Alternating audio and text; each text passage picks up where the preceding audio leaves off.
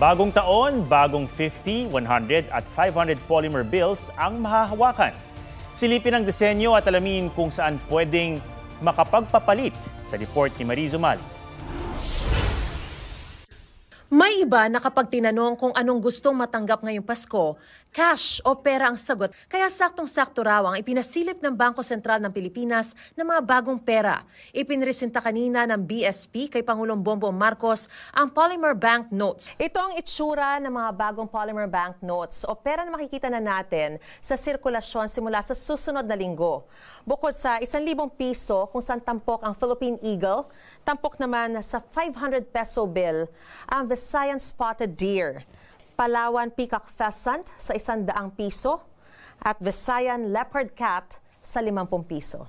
The first Philippine polymer banknote series is smarter, cleaner, and stronger. Smarter because they have advanced anti-counterfeiting features and a smaller carbon footprint. Cleaner because viruses and bacteria do not survive on polymer as long as they do on paper.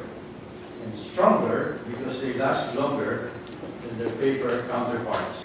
Maaari na yang makuha sa mga bangko at magamit simula December 23, pero limitado muna sa Greater Manila area. Simula sa Enero, inaasahang masisirculate ito sa buong bansa. Pero kahit may bago ng pera, maaari pa rin gamitin ng mga lumang perang papel. Pero dahil mas matibay, mas practical daw ang polymer notes. Polymer banknotes can last up to 7.5 years, 5 times longer. And that means that we no longer need to replace them as often, saving money, cutting down on waste, and making a meaningful contribution to protecting the environment. Pwedeng ito, Pep. Bawal planchahin. Opo, plastic po ito. So talaga. Mariz Umali nagbabalita para sa GMA Integrated News. Huwag magpahuli sa mga balitang dapat niyong malaman.